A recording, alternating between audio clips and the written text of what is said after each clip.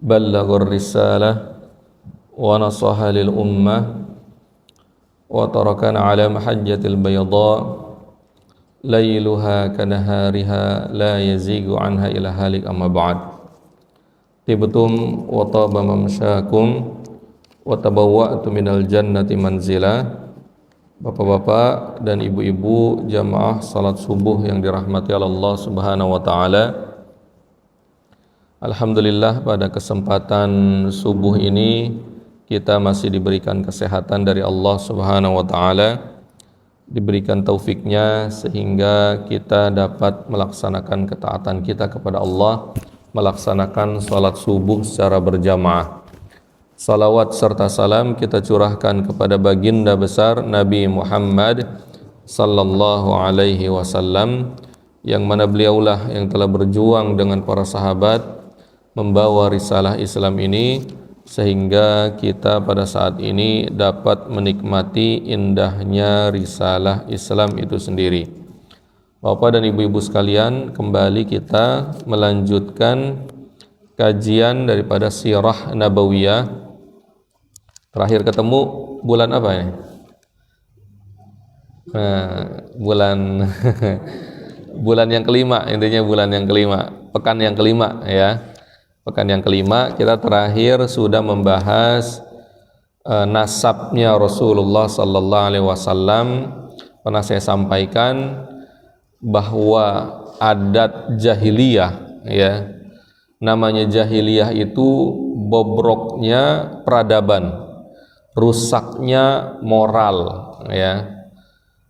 Jadi semua elemen sosial masyarakat di masa Rasulullah sallallahu alaihi wasallam itu pada menyekutukan Allah Subhanahu wa taala. Ada yang apalagi narkoba mungkin kalau zaman sekarang ya, khamr ya. Ada lagi yang membunuh, ada lagi yang macam-macam, berzina ya. Ya hanya saja kalau zaman dulu, zaman kejahiliahan orang-orang Quraisy, sebejat-bejatnya mereka nggak ada tuh LGBT ya. Tapi sebagus-bagusnya kita zaman sekarang ada nggak LGBT? Ada, banyak ya. Ini menandakan bisa jadi kita di zaman sekarang lebih jahiliyah daripada zaman Rasulullah ya. Nah, yang menarik adalah nasabnya Rasulullah itu dijaga oleh Allah Subhanahu wa taala. Rasulullah atau Nabi Muhammad nasabnya bertemu kepada Nabi Ibrahim lewat siapa? Nabi Ishak atau Nabi Ismail? Nabi Ismail ya. Tidak ada nabi setelah Nabi Ismail ya, dari keturunannya semuanya ya, kecuali Rasulullah sallallahu alaihi wasallam. Tapi dari anaknya Nabi Ibrahim yaitu Ishak ya, banyak para nabi. Terakhir Nabi Isa alaihissalam, Nabi Ishak, Nabi Yakub, Nabi Yusuf, Nabi Musa, Nabi Harun, Nabi Daud, Sulaiman, Yahya, Zakaria, Nabi Isa. Itu semuanya dari garis keturunan Nabi Ishak alaihissalam ya. Nah, inilah yang membuat orang-orang Yahudi ketika itu ya, mereka hasud dan dengki. Kenapa Nabi akhir zaman tidak dari keturunan Ishak, malah dari keturunan Nabi Ismail alaihissalam. Nah ini ya, ini yang di kemudian hari nanti di Madinah orang-orang Yahudi pada nggak suka sama Rasulullah. Tahu nggak tentang cirinya Rasulullah? Tahu mereka. Seperti bapak punya anak 3, 2 ya. Tahu nggak cirinya orang anak pertama, kelebihannya, kekurangannya? Tahu nggak bapak ibu kekurangan kelebihan anak yang kedua? Tahu nggak ibu kelebihan dan kekurangan anak yang selanjutnya? Orang-orang Yahudi tahu ciri-ciri Rasulullah, kenabian Rasulullah, sebagaimana mereka mengetahui anak-anak mereka. Tapi kalau mereka pura-pura nggak kenal, malah nggak mengimani Rasulullah. Padahal dalam kitab mereka Taurat, Injil dijelaskan bahwa Nabi akhir zaman ya Ahmad, ciri-cirinya begini, tapi mereka tidak mau beriman. Ya itu tadi, ya. Motifnya karena dengki. Aduh, kenapa enggak dari keturunan Ishak? Padahal mereka ini orang Yahudi, seandainya Rasulullah keturunan Ishak pun enggak akan diikutin. Coba Nabi Isa, Nabi Musa, Nabi Harun, Nabi Daud, Nabi Sulaiman, dan nabi-nabi yang lainnya. Mereka ngebunuhin para nabi. Nabi Zakaria dibunuh, Nabi Yahya dibunuh sama mereka. Nabi Isa mau dibunuh enggak? Mau dibunuh, tapi apa? Diselamatin sama Allah. Jadi Nabi Yahya, Nabi Zakaria, dan Nabi Isa ya tidak jauh, ini satu masa. Apalagi Nabi Yahya dengan Nabi Isa. Nabi Zakaria mungkin agak sepuh dikit, ya. Nah, ini gambaran. Nah, Rasulullah sallallahu alaihi wasallam dari semua nasabnya itu, ya, dari zaman Nabi Ismail, anaknya terus sampai bertemu kepada nasab Rasulullah, itu dijaga oleh Allah, tidak melakukan menyekutukan Allah, ya. Ayahnya Rasulullah siapa? Abdullah. Menyekutukan Allah enggak? Enggak. Abdullah tidak menyekutukan Allah. Ayahnya Abdullah siapa? Abdul Muthalib. Apakah Abdul Muthalib menyekutukan Allah? Tidak. Abdul Muthalib tidak menyekutukan Allah. Terus, ya, Abdul Muthalib, Hashim, Qusay, Kilab, Abdul Manaf, sampai siapa? Fihr, ya, sampai kepada Nabi Ismail, itu tidak menyekutukan Allah. Nah, ini menarik, ya.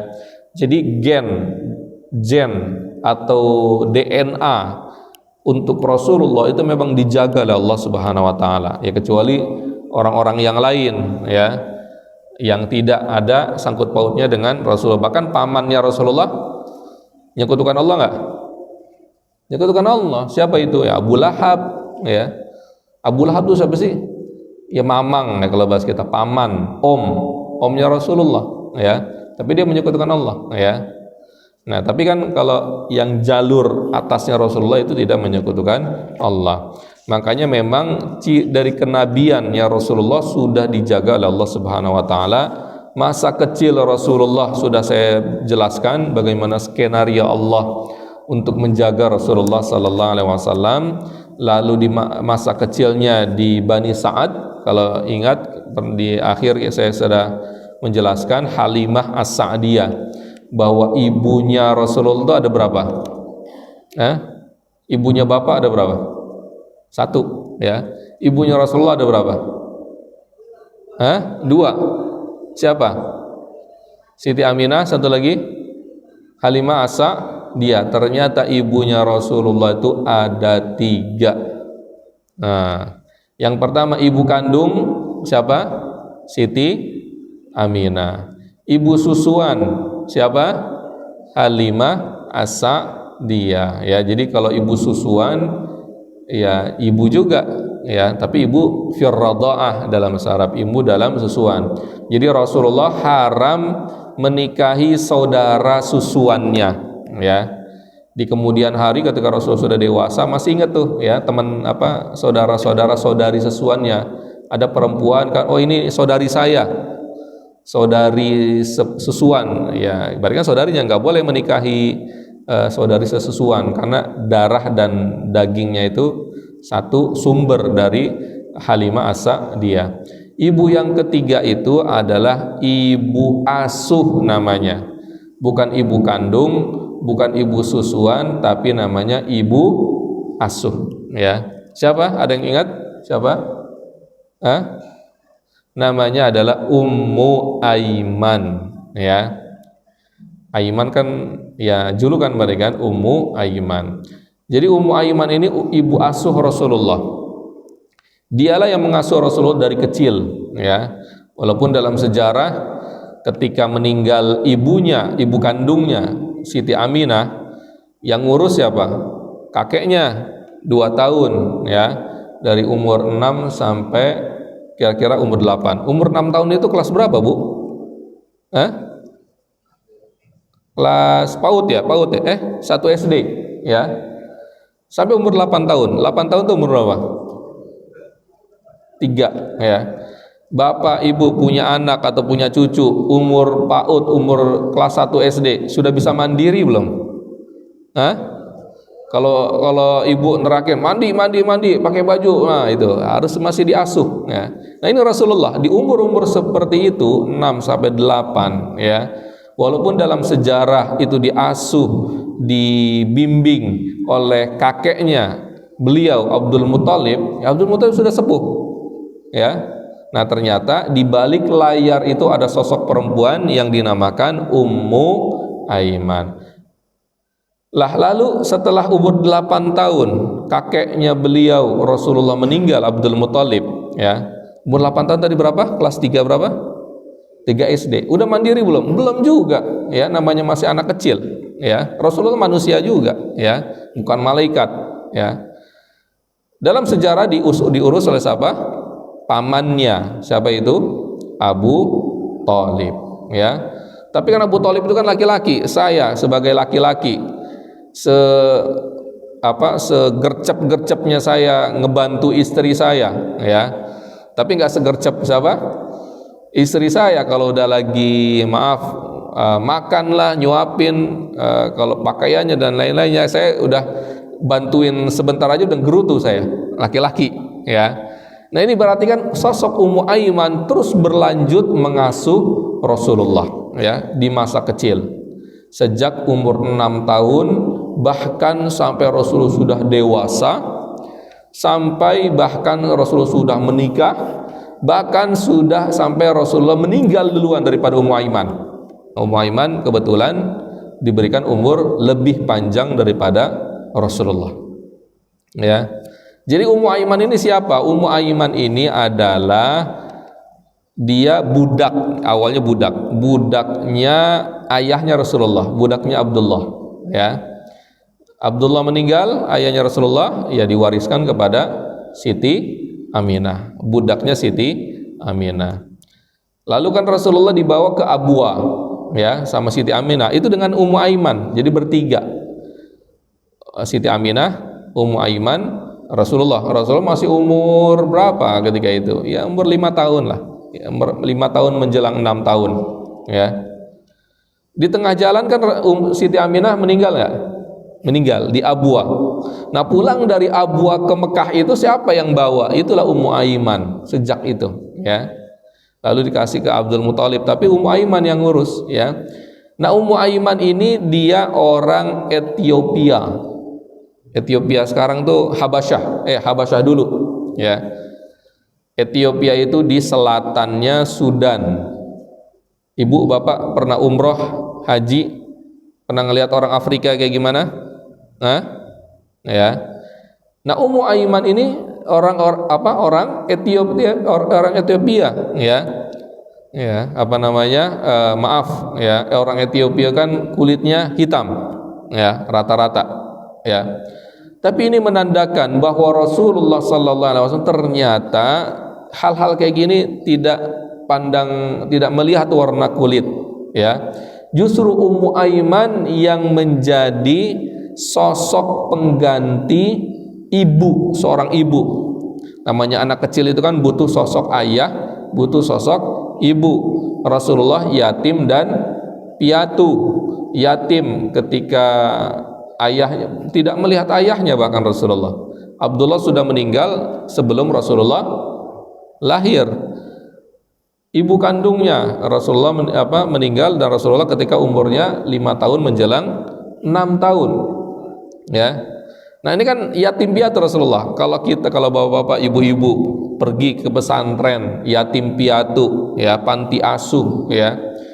Biasanya yatim piatu tuh, pernah saya di Depok ya, yatimnya pada nakal gitu, karena memang saya ternyata di kemudian hari ya memang benar ya, dia tidak ada sosok ayah dan tidak ada sosok ibu ya. Nah, saya ingin menggambarkan, menganalogikan Rasulullah justru kebalikan butuh sosok ayah. Nah, sosok ayah ini tergantikan dengan siapa? Ya, Abdul Muthalib, kakeknya. Hanya 2 tahun saja. Tapi yang sangat berperan penting sosok ayah itu adalah Abu Thalib, pamannya. Ya. Pamannya, tapi bagi Rasulullah itu adalah sosok ayah, ya. yang sebagai apa namanya? Oh ini nih tauladan saya sebagai laki-laki, ya. Makanya benar wajar saja ketika Abu Thalib membawa Rasulullah dagang, ya, ketika masih remaja.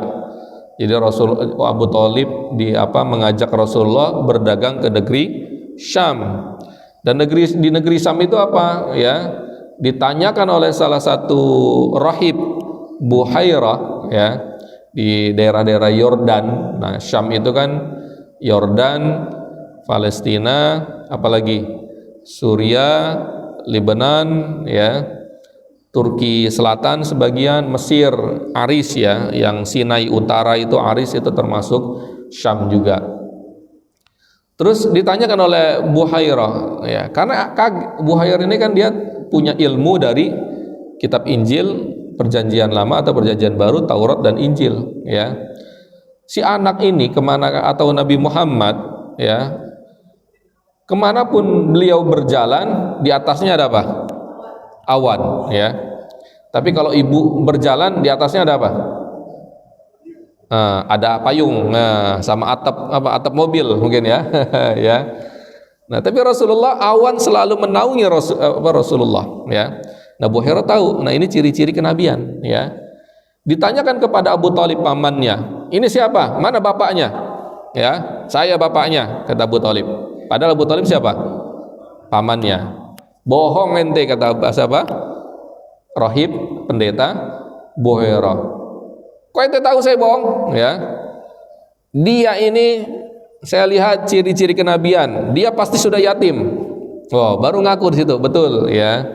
Saya ini mamangnya, bapaknya sudah hidup. Nah, udah, nih jadi orang gede nih nanti nih, jadi orang besar, jadi seorang nabi. Abu Thalib di situ atau pendeta Buhairah menyarankan jangan kamu lanjutin perjalanan kamu. Nah, ini Yordan ini kan masih permulaan Syam, ya. Kalau ketahuan orang-orang Yahudi nanti di Syam, mungkin ke arah Palestina, ke arah Suriah, ya, untuk berdagang, ketahuan orang Yahudi, saya takut nanti orang Yahudi membunuh dia, karena mereka juga bisa jadi tahu ini ciri kenabian. Akhirnya disitulah Abu Thalib balik lagi tuh, ya, nyuruh salah satu anaknya yang paling gede mengantar Rasulullah kembali ke Mekah. Nah, ini menarik, berarti kan sosok Abu Thalib ini pengganti sosok ayah bagi seorang siapa? Rasulullah SAW. Bahkan ketika menikah Rasulullah, ya, itu tidak lain daripada Abu Thalib. Setelah menikah pun, ya, yang menjadi tameng dakwahnya Rasulullah siapa? Abu Thalib, ya. Nah, tapi kalau sosok ibu, siapa tadi yang saya katakan tadi, siapa namanya? Ummu Aiman, ya. Sosok ibu ini digantikan oleh Allah Subhanahu wa taala dalam sosok Ummu Aiman ini, ya. Sejak kecil jadi diurusin sama Ummu Aiman, ya. Ketika sudah dewasa pun Ummu Aiman masih ngurusin Rasulullah, ya. Bahkan Rasulullah sudah menjadi seorang nabi, Ummu Aiman ini masih menjadi sosok ibu bagi Rasulullah. Rasulullah, ya, selalu menziarahi namanya ibu, ya, seperti ibu kandung, ya, walaupun ibu asuhan. Tapi bayangin, seorang yatim piatu kan tidak ada sosok ayah yang kandung atau ibu yang kandung, ya. Tapi inilah yang menjadi sosok pengganti. Jadi sering menziarahi. Bahkan setelah meninggalnya Rasulullah sallallahu alaihi wasallam, kedua sahabat Rasulullah, ring A-nya satu, siapa tadi? Abu Bakar dengan Umar, ya. Sahabat Abu Bakar dengan Umar sepeninggalnya Rasulullah sallallahu alaihi wasallam, apa yang mereka lakukan? Yuk, kata Abu Bakar Umar, yuk kita pergi ke rumah Ummu Aiman, ya. Ummu Aiman tadi siapa? Ibu asuhannya Rasulullah. Apa kata mereka berdua? Sebagaimana dulu kita sering pergi ke rumah Ummu Aiman di masa Rasulullah, ya. Nah, ini menandakan apa? Ketika masa Rasulullah masih hidup, berarti kan Abu Bakar, kadang Rasulullah ngajak siapa? Ngajak temannya. Kalau bahasa sekarang, bestinya. Siapa itu? Abu Bakar atau Umar bin Khattab, ya. Sering pergi ziarahin ke ibu ibu asuhnya, ya. Bahkan Ummu Aiman nangis di situ, ya. Aduh, kangen dengan masa-masa kenabian dulu turun wahyu, ya. Sekarang nggak ada wahyu lagi. Ya, Rasulullah meninggal, wahyu terpotong, nggak ada wahyu lagi, ya. Malaikat Jibril nggak turun lagi ke bumi, ya. Nggak menyampaikan wahyu, sudah nggak ada lagi, ya. Nangis Abu Bakar dengan Umar sebagaimana nangisnya Ummu Aiman. Nah, ini menandakan, ya, bahwa sosoknya Rasulullah sallallahu alaihi wasallam di balik layar di masa kecilnya, remajanya, ada sosok perempuan yang dinamakan siapa? Ummu Aiman. Nah, ibu-ibu nih, ya. Terkadang kita taunya siapa? Abdul Muthalib, kakeknya, lalu siapa? Pamannya Abu Thalib. Tapi ternyata di balik layar itu ada namanya ibu asuhan yang dinamakan Ummu Aiman, ya. Nah, masa remaja Rasulullah, ya, tadi lebih banyak dengan Abu Thalib sejak umur 8 tahun. Dengan kakeknya hanya berapa tahun? Hanya 2 tahun, ya. Dari umur 6 sampai umur 8. Dari umur 8 tahun 3 SD. Anggaplah masa SD, masa SMP, masa SMA, masa kuliah itu dengan Abu Thalib, ya. Jadi hidup dengan Abu Thalib. Jadi Rasulullah sejak kecil memang sudah dekat dengan keluarga Abu Thalib. Anaknya Abu Thalib itu siapa saja? Ada Ali, ada Ja'far, ya. Jadi sepupu bahasanya, ya. Ali bin Abi Thalib itu apa? Sepupunya Rasulullah. Ja'far bin Abi Thalib itu siapa? Sepupunya Rasulullah. Ada juga yang lainnya, ya. Nah, kebetulan kan sepupu kan ada yang umurnya lebih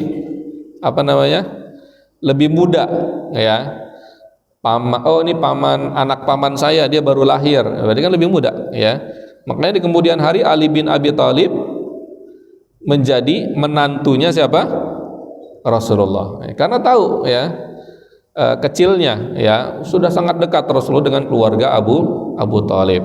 Bahkan Ali bin Abi Thalib itu, ya, jadi Rasulullah punya anak laki-laki ada berapa?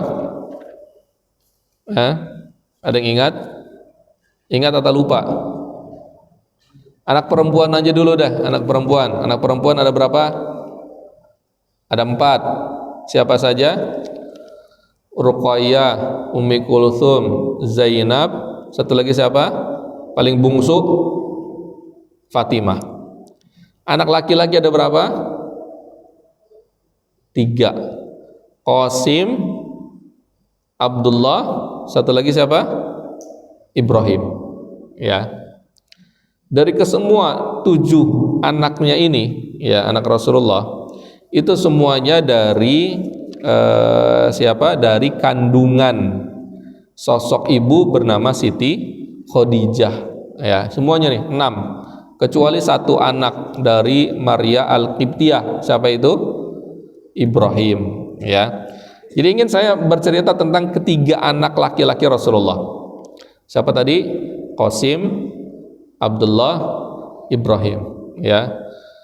Namanya sosok manusia, pasti, ya, pengen punya anak laki-laki, pengen punya anak perempuan, ya. Nah, 3 anak laki-laki Rasulullah ini semuanya diwafatkan oleh Allah ketika mereka masih kecil.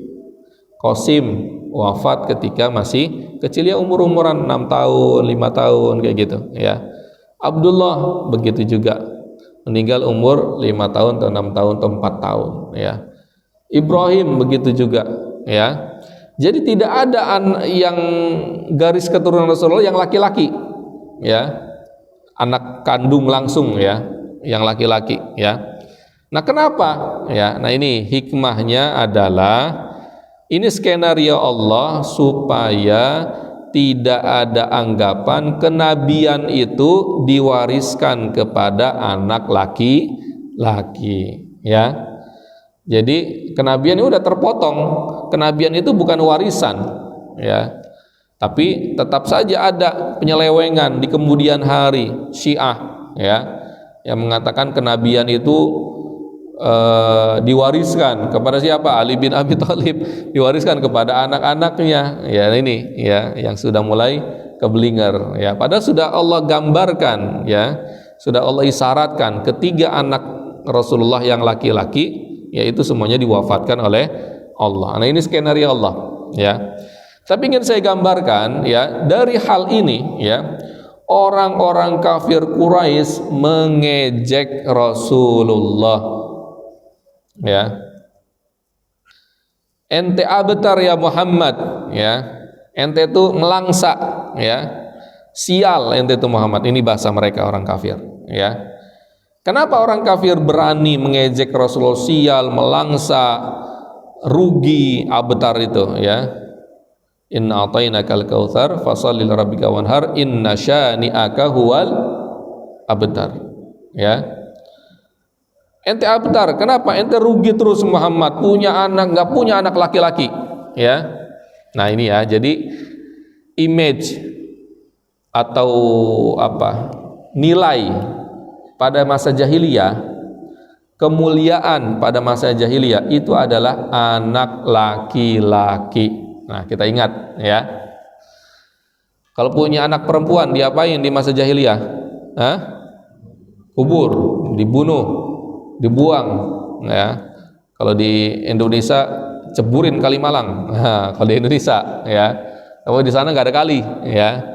Yang ada apa? Gurun pasir, dikubur dan lain-lain ya. Kalau lahir anak laki-laki di masa jahiliyah, seneng nggak?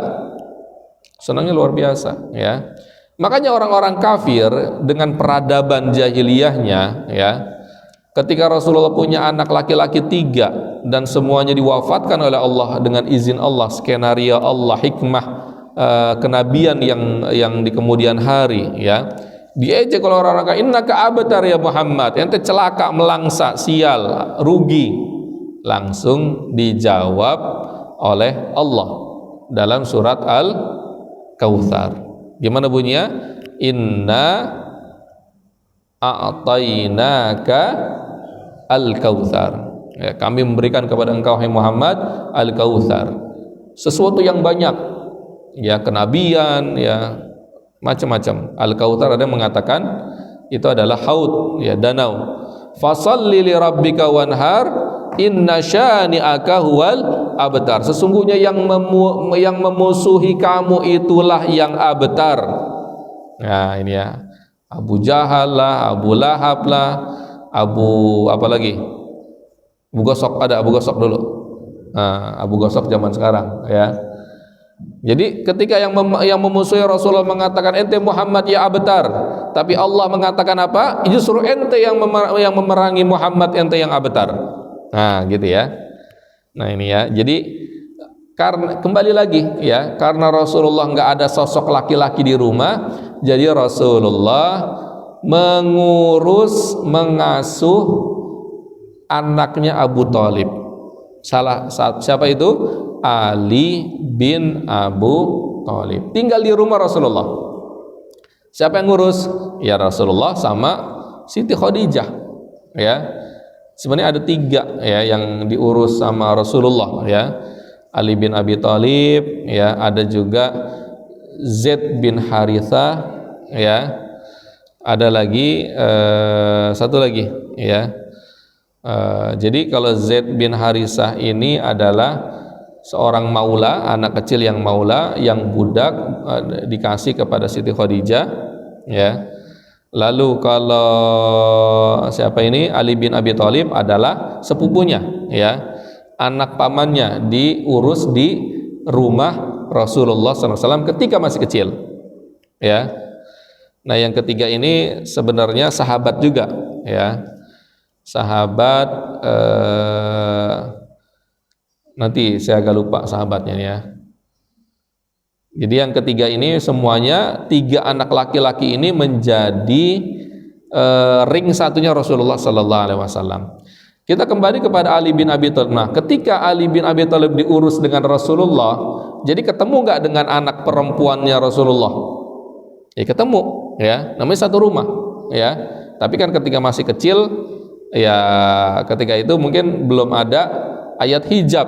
Jadi tahu tuh Siti Fatimah yang lebih muda tahu bagaimana Ali bin Abi Thalib tahu bagaimana Siti Fatimah ya. Makanya di kemudian hari jodoh nggak? Jodoh, ya. Jadi ketika jodoh itu Siti Fatimah mengatakan, hai suamiku, nah ketika sudah menjadi suami istri, dulu saya pernah, mohon maaf, dulu saya pernah cinta sayang sama seorang laki-laki. Oh, ditanyain, siapa emang? Nah, kata Ali bin Abi Thalib, ini bahasa saya, ya. Itu adalah kamu, katanya. Ya, Siti Fatimah ngelihat laki-laki di mana? Ya di rumah, yaitu Ali bin Abi Thalib, ya. Dulu udah pernah cinta, ya, tapi akhirnya menjadi jodoh juga. Padahal Siti Fatimah pernah dilamar oleh Abu Bakar, oleh Umar bin Khattab, nggak diterima semuanya. Tapi ya, bahkan sampai sama Utsman, bukan sama Utsman, sama sahabat yang lain, ya. Tapi yang jodoh adalah dengan Ali bin Abi Thalib.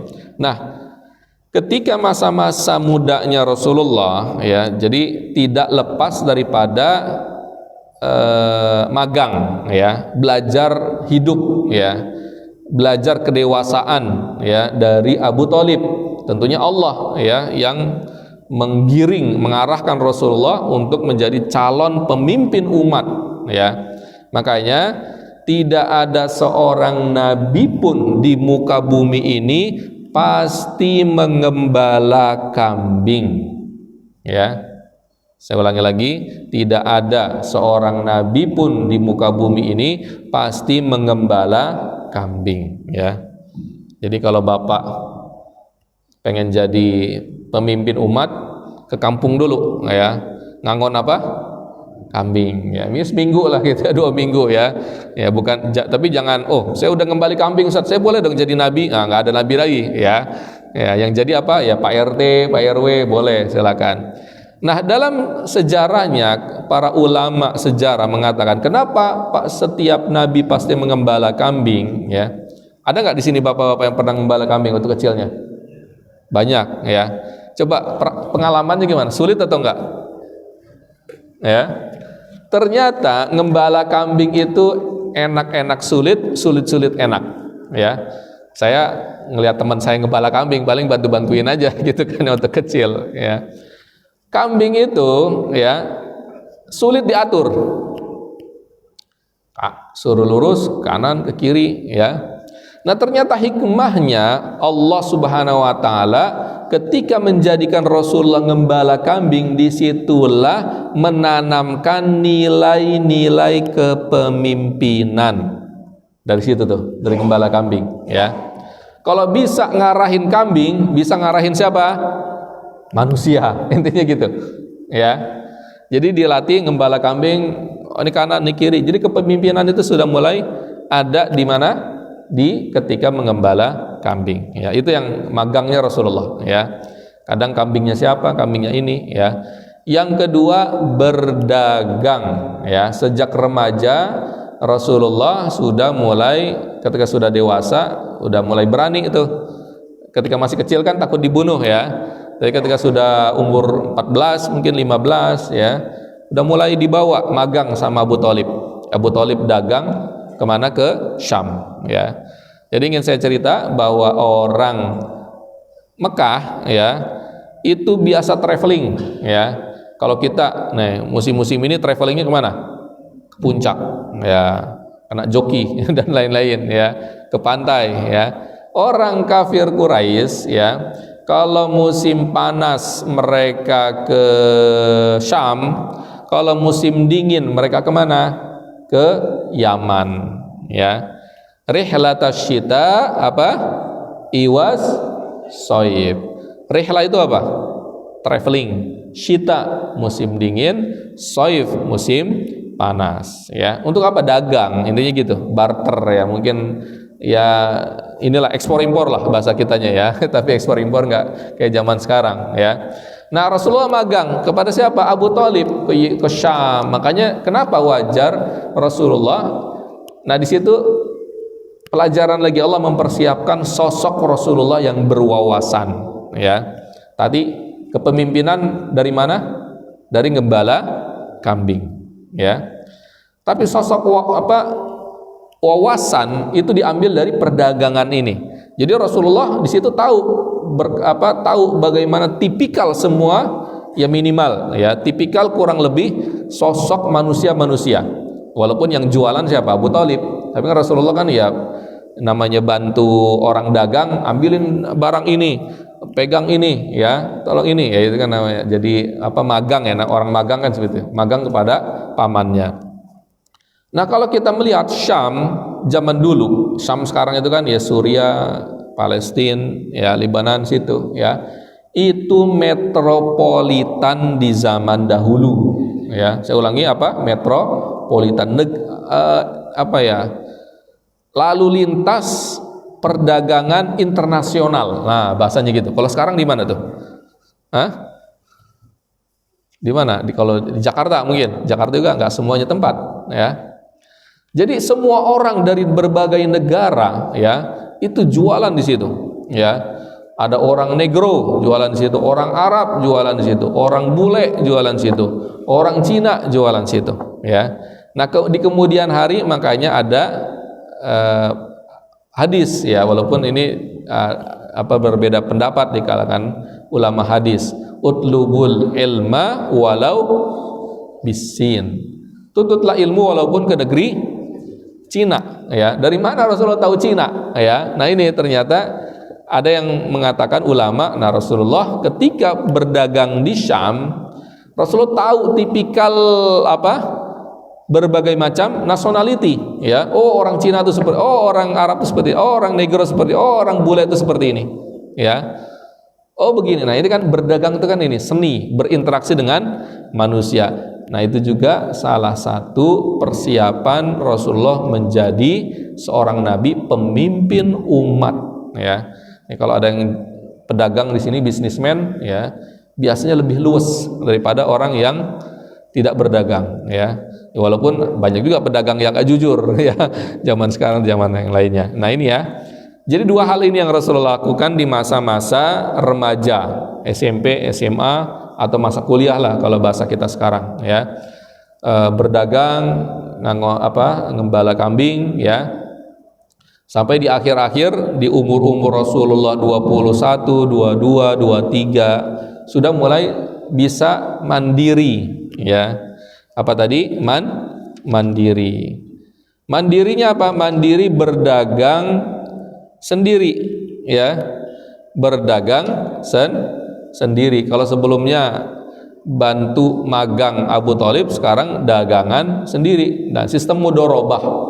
Sistem mudharabah itu sudah ada sejak zaman dulu ternyata, ya, yang disahkan, dilegalkan dalam syariah Islamiyah. Saya punya modal 1 miliar. Lalu Pak DKM ngelola 1 miliar.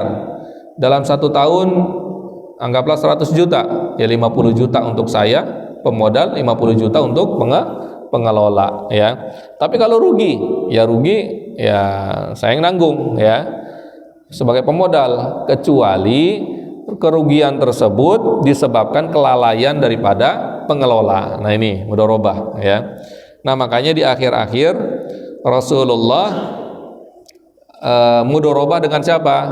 Calon istrinya. Siapa itu? Siti Khadijah, ya.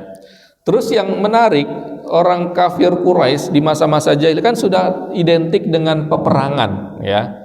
Suku ini, suku ini, suku ini, suku ini, ya. Beda. Jadi fanatisme kesukuan itu kental, ya. Kalau Bapak ke Timur Tengah, ya, kadang masih ada sampai sekarang, ya. Ketika misalnya saya tinggal di Palestina, di Mesir mungkin udah kesukuan itu ada, tapi nggak terlalu kental, ya. Saya katakan kalau Saudi lumayan kental, Palestina, ya, Yordan termasuk kental. Saya tinggal di Palestina, misalnya Ailah, ada namanya Ailah.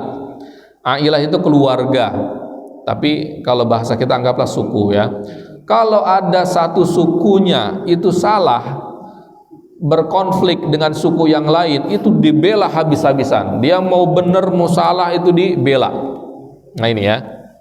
Jadi ini saya ingin menggambarkan kesukuan qabilah yang ada di masa Rasulullah itu kentalnya luar biasa. Jadi wajar individu satu orang berkonflik, menimbulkan apa? Konflik antar suku.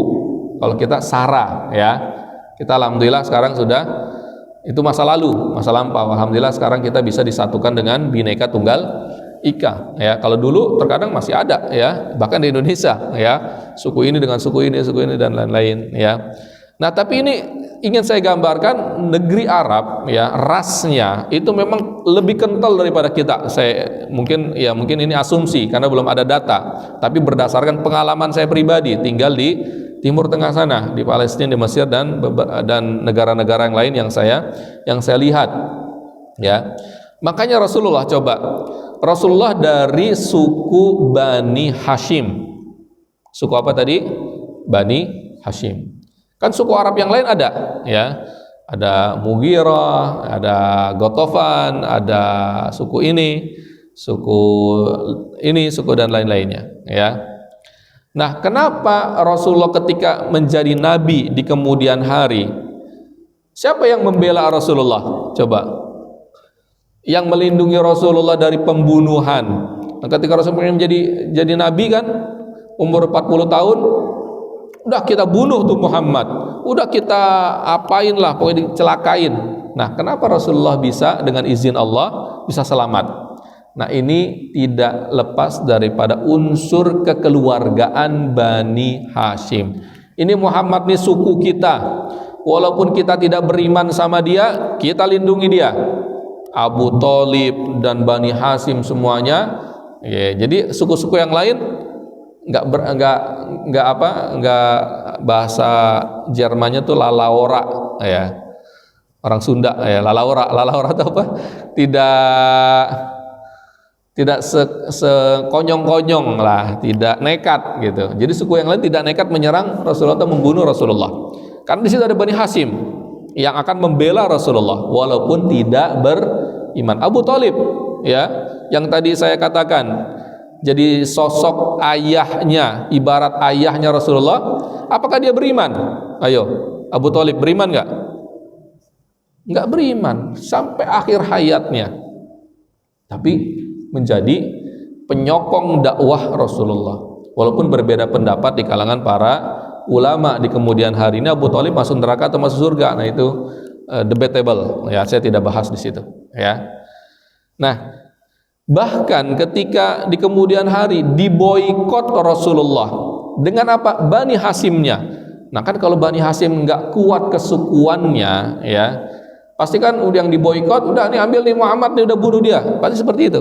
Tapi Bani Hashim tidak mau melepaskan Nabi Muhammad untuk dibunuh sama suku-suku yang lain, tapi tetap menjaga. Nah, akhirnya suku-suku yang lain ini memboikot suku Bani Hashim. Nanti ada di kemudian hari, nanti akan saya detailkan insyaallah, ya.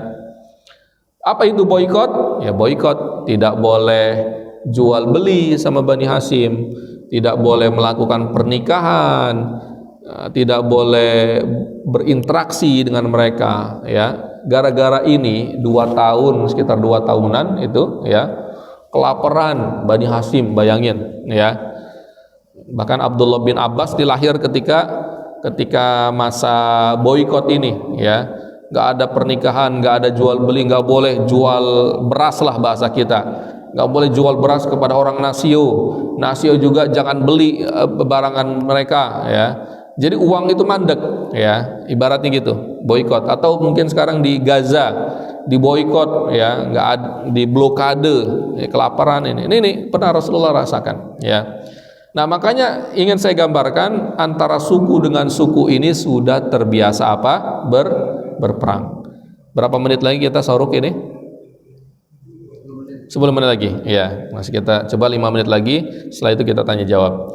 Nah, ketika masa-masa kan identik Arab ketika itu perang, keperkasaan, ya, ketangkasan, ya. Makanya orang-orang zaman dulu ketika masa kecil itu biasanya dikirim ke daerah, ya, belajar bahasa Arab, udaranya masih segar, ya, maksudnya tidak tinggal di kota gitu, tinggal di kampung, di Baduy, ya. Lalu apalagi belajar ketangkasan, ya. Ketangkasan itu apa? Berkuda, berpedang, memanah, ya. Gulat, ya, 4 ini, ya. Berkuda, ini ketangkasan ketika itu, ya. Berpedang, memanah sama gulek itu ya. Berenang di situ dulu nggak ada air ya. Kalau sekarang harus berenang ya. Karena sudah mulai banyak aliran-aliran air di Arab ya, tanda akhir zaman ya. Nah, ini biasanya sudah didapatkan ketika masih remaja. Makanya ada kejadian yang dinamakan Harbul Fujjar. Nah, Harbul Fujjar ini terjadi ketika Rasulullah umur 15 tahun. Umur 15 tahun ini kelas berapa ya umur 15 tahun? Berapa SMP? SMP berapa tuh? 9. 3 SMP berarti ya? Nah, 3 SMP. Kalau anak kita 3 SMP kan sudah mulai nalarnya sudah mulai ada lah ya. Walaupun masih bandel-bandel kadang 2 SMP, 3 SMP masih karena tuntunan biologis ya. Nah, Rasulullah umur 15 tahun sudah mengikuti Harbul Fujjar, perang Fujjar. Apakah Rasulullah menjadi pasukan? Tidak ya, ternyata Rasulullah menjadi yang tukang bantu-bantu ya. Jadi perang Fujjar ini baina Quraisy wa man ma'ahum min Kinanah wa baina Qais Ailan. Jadi ini perang antara suku Quraisy dengan suku yang lainnya ya. Qais Ailan namanya. Wa kana qaidu Quraisy wa Kinanah kulluha Harbin Umayyah. Jadi peperangan antara suku Quraisy. Jadi suku Quraisy ada suku-sukunya ya. Suku-sukunya, tapi disatukan dengan Quraisy. Suku Quraisy ada suku yang lain. Nah, gitu ya. Jadi ibaratlah satu kakek itu jadi suku ya. Misalnya di Palestina misalnya satu kakek buyut yang kedua itu udah jadi satu suku itu ya. Kalau kita kan suku itu kan satu provinsi ya. Jawa satu provinsi, Sunda, Makassar, apalagi Batak ya, dan lain-lain. Kan itu kan satu provinsi. Kalau di Arab itu terkadang satu buyut ini satu buyut dua kakek itu sudah jadi satu suku gitu. Bayangannya ya, 2 atau 3 lah ya. Nah, ini ketika itu Rasulullah umur 15 tahun ya. Wa sumiyat biharbil fujjar lintihaki hurumatil haram wal ashhurul haram fiha. Jadi kenapa dinamakan Harbul Fujjar? Karena di situ terjadinya perang di waktu-waktu haram. Ya. Kan ada 4 bulan haram. Apa saja? Ada yang ingat? Watilka arba'atun hurum, ya. Jadi 4 bulan ini nggak boleh perang, ya. Nah, di masa Islam, sebelum masa Islam datang pun orang-orang Arab itu sudah tahu 4 bulan ini adat istiadatnya nggak boleh berperang, ya. Tapi mereka berperang, ya. Makanya dinamakan Fujjar. Fujjar itu jamak daripada fajir, jahat. Fujjar orang-orang jahat, perangnya orang-orang jahat. Nah, itu gitu, ya. Konflik inilah antar suku, ya. Jadi perangnya antara orang-orang jahat. Kenapa mereka menamakan mereka orang jahat? Karena berperang di waktu yang tidak boleh berperang di situ. Watil ka arba'atun hurum. 4 bulan itu bulan apa saja? Ada yang ingat gak? Rajab. Terus apa? Ramadan gak apa-apa berperang. Apa? Syawal. Terus apa? Zulhijjah, Zulqa'dah, ya, 4, ya. Jadi 4 bulan ini, ya, Rajab, lalu Syawal, Zulqa'dah, Zulhijjah itu tidak boleh berperang, ya. Jadi 4 bulan ini, ya. Kenapa Rajab berpisah, ya? Kan di antara Rajab sampai Syawal kan Ramadan, ya. Lalu Syawal, Zulqa'dah, Zulhijjah. 4 bulan ini tidak boleh berperang. Karena Syawal, Zulqa'dah, Zulhijjah ini masa-masa haji, ya. Kalau Bapak pergi umroh di masa Syawal, niatnya umroh haji, tamattu, itu sudah boleh. Tapi kalau Bapak pergi di bulan Ramadan, niat umroh untuk haji, nggak sah, ya. Mulai bisa umroh tamattu itu di bulan Syawal, Zulqa'dah baru Zulhijjah. Jadi 4 bulan ini nggak boleh. Nah, intinya perang ini terjadi di antara 4 bulan ini. Ya. Ada yang mengatakan juga ya, perangnya itu adalah di tempat-tempat yang tidak boleh menumpahkan darah. Di mana itu? Ya di haram misalnya kan ya. Jadi tempat-tempat yang tidak boleh menumpahkan darah itu di haram, di Masjid Nabawi. Makanya Bapak Ibu kalau pergi ihram umroh atau ihram haji kan pakai pakaian ihram. Tapi kalau Bapak lagi ihram haji tanggal 9 Zulhijjah misalnya, tahu-tahu ngebunuh hewan yang ada di haram, kena denda gak? Dam gak? Kena dam ya. Apa binatang apalah yang ada di sana lah ya, apa misalnya kecuali binatang buas ya, kalau jengking ular itu nggak apa-apa ya.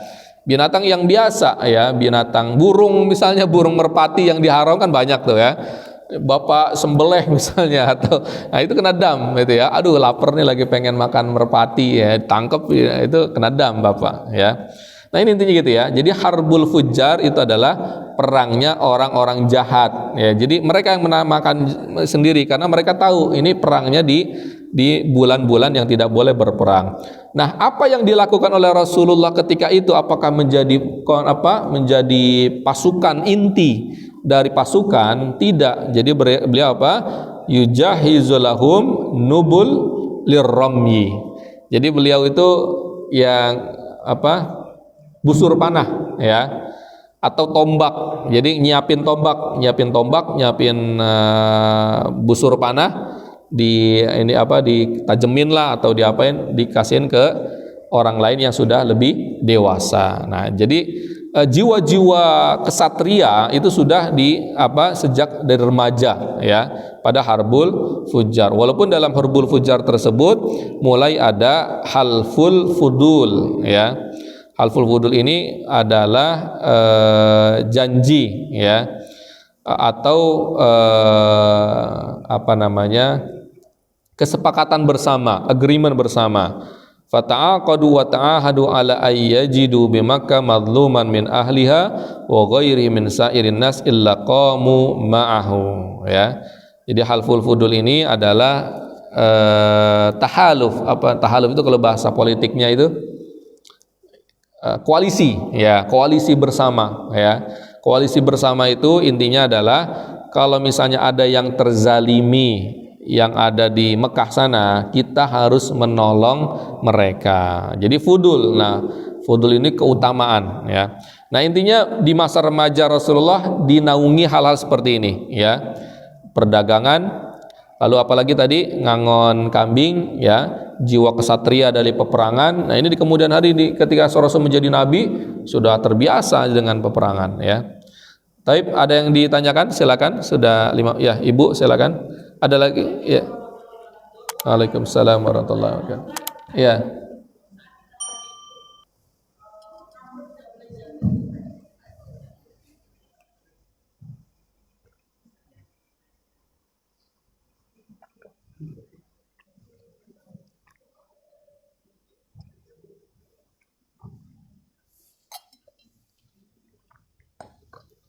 Ya, silakan Ibu. Waalaikumsalam. Untuk kita saat haji itu rambut kita nggak boleh jatuh, kita kena adab itu, mohon penjelasan Ustaz. Iya. Waalaikumsalam warahmatullahi wabarakatuh. Yang lain silakan, ada lagi? Ya, Bapak silakan.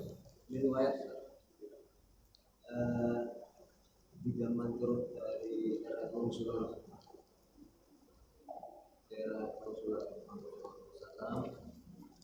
semua orang kafir datang kepada Rasul, ditanya seorang Rasul belakang bulan. Kedua, ketika Rasulullah berada di tengah-tengah sahabat, baik sahabat, timpan siapa yang engkau kagumi? Sahabat menjawab, malaikat. Kalau itu kami para sahabat juga bukan, mereka tidak bisa menjawab. Rasulullah menyatakan, wa iman kami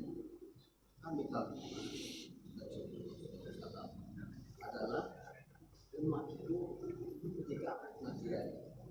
Nah ini mohon keberadaan hikmah daripada Iya.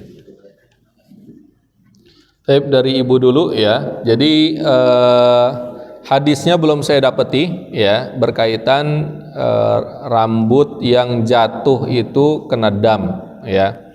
Tapi kalau dalam fikih ya, memang kalau misalnya kita dalam keadaan ihram berhaji ya, dan larangannya bagi laki-laki itu salah satunya adalah potong kuku atau potong rambut ya, kecuali sudah tahallul ya. Kalau misalnya dalam keadaan ihram masih dalam proses ongoing dalam berhaji, dia tahu-tahu cukur jenggot, cukur kumis, nah itu nggak boleh, kena dam ya. Atau potong kuku nggak boleh ya, kecuali sudah tahallul ya. Mau botak silakan ya. Nah, tetapi kalau misalnya kan ibu-ibu, maaf ya, terkadang rambutnya apa? Jatuh ya, rontok ya. Kalau bapak-bapak ada juga, tapi nggak separah ibu-ibu ya. Kadang di rumah gitu, ini rambut siapa nih kata saya nih ya. Ternyata rambut, nggak tahu rambut saya, nggak tahu rambut istri saya ya. Nah ya, jadi kalau rontok ada ulama yang masih mentoleransi karena dia tidak sengaja ya. Kecuali sengaja ibu ya, sengaja sambil di hotel misalnya kan, sengaja rambutnya di apa, wah ini udah mulai agak merah-merah nih, digunting sama ibu ya. Oh ini udah agak mulai putih-putih nih, digunting sama ibu, itu kena dam ya. Jadi itu Bu ya. Berkaitan dengan Bapak tadi membelah bulan ya, sama riwayat tadi ya. Berkaitan dengan membelah bulan ini, memang ada riwayatnya ketika orang-orang kafir Quraisy mendatangi Rasulullah Sallallahu Alaihi Wasallam berkaitan dengan keimanan ya. Jadi pengen minta azab, minta azab. Kan orang-orang kafir dari zaman dulu, bahkan zaman Rasulullah, bahkan zaman sekarang ya. Kalau ente bener hai Muhammad, coba turunin azab sekarang ya. Sekarang juga gitu kan, sekarang juga ya. Akhirnya terjadilah salah satu mukjizat Rasulullah SAW, beliau membelah bulan di depan mata mereka ya. Jadi bulan itu kebelah, lalu Allah Subhanahu Wa Taala menyatukan lagi ya. Nah ketika terbelahnya bulan ini ya, ternyata sekarang secara sains pun memang ada garis lurus ya terkait dengan benar atau salahnya orang-orang Neil Armstrong itu pernah ke bulan, walaupun ada yang mengatakan ini teori inspirasi, mereka nggak pernah ke bulan, tapi anggaplah mereka benar pergi ke bulan ya. Ternyata di situ dilihat memang bulan itu seperti ada bekas belahan dua. Itu kan berarti ketika zaman Rasulullah, dan itu adalah salah satu mukjizatnya Rasulullah Sallallahu Alaihi Wasallam ya. Nah walaupun setelah itu ada yang beriman orang kafirnya, ada yang tidak beriman, masih kekeh ya. Tapi kenapa Allah tidak mengazab mereka? Karena mereka minta azab, udah turunin pokoknya sekarang nih, pokoknya 1 menit lagi. Kenapa? Ya karena ada sosok Rasulullah. Wa makanallahu liyu'adzibahum wa anta fihim. Wa makanallahu mu'adzibahum wa hum yastaghfirun. Jadi mustahil azab turun sedangkan Rasulullah masih hidup. Itunya gitu ya. Atau yang kedua, kita tidak akan diazab ketika kita beristighfar. Yang kedua berkaitan dengan apa tadi riwayat?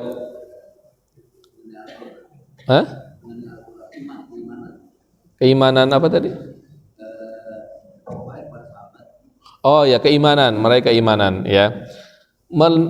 Berkaitan dengan keimanan, jadi ada hadis tertentu ya, ada di akhir zaman kata Rasulullah ya, yang keimanan mereka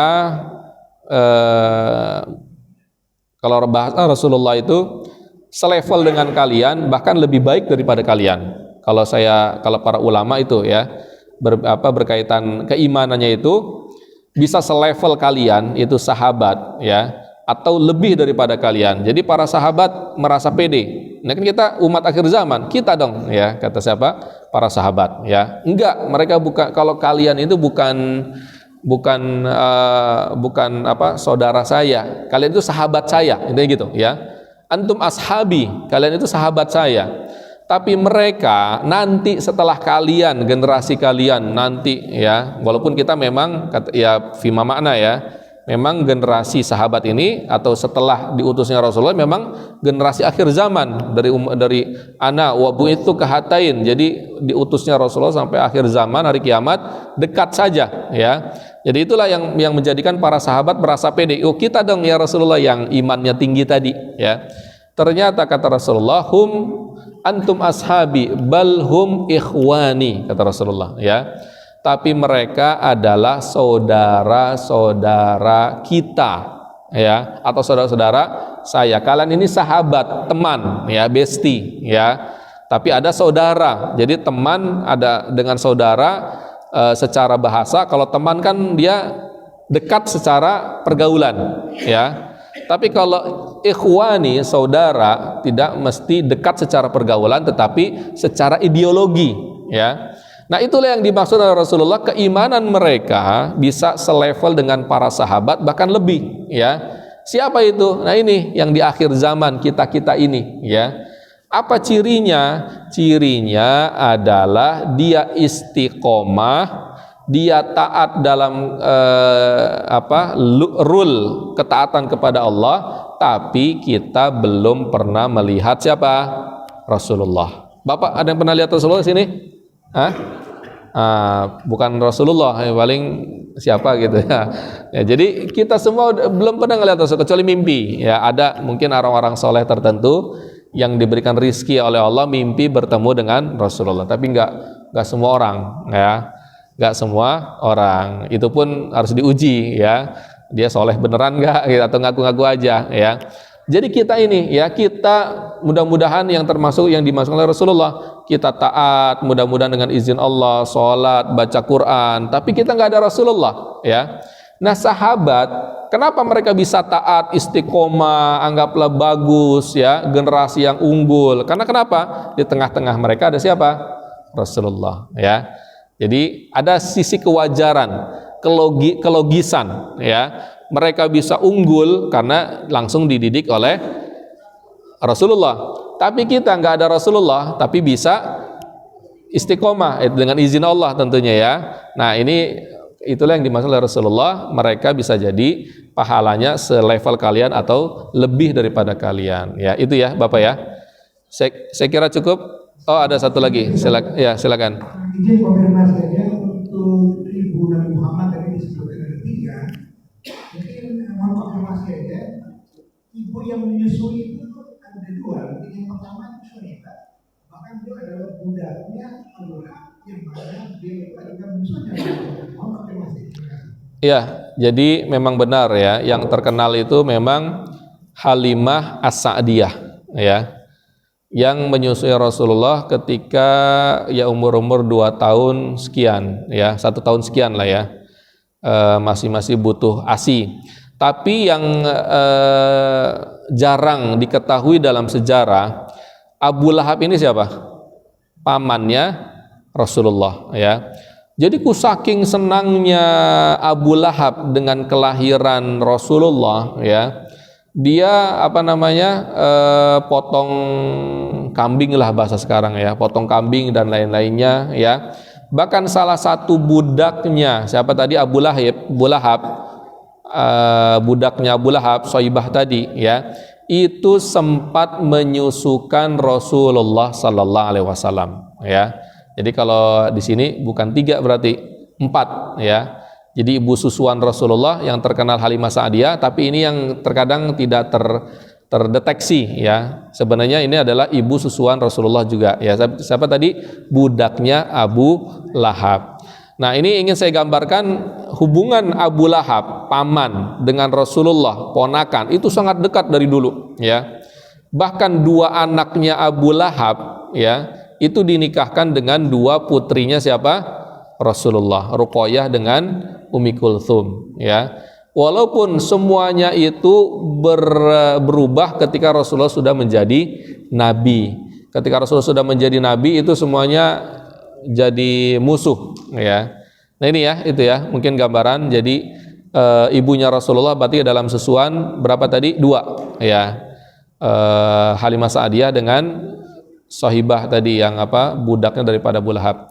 Taib, saya kira cukup ya. Jazakumullah khairan. Kurang lebihnya mohon maaf. Billahi taufiq wal hidayah. Wassalamualaikum warahmatullahi wabarakatuh.